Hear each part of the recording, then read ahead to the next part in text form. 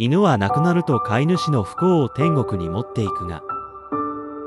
あなたとの大切な思い出も忘れずに持っていく。一緒に過ごしてきた愛犬が天国に行くと悲しいけど、ちょっと距離が離れただけ。犬は飼い主が最寄り駅に着いた時から出迎えるために玄関で準備している。犬には自分の寿命を分けられないけど、喜びや悲しみは一緒に分かち合える。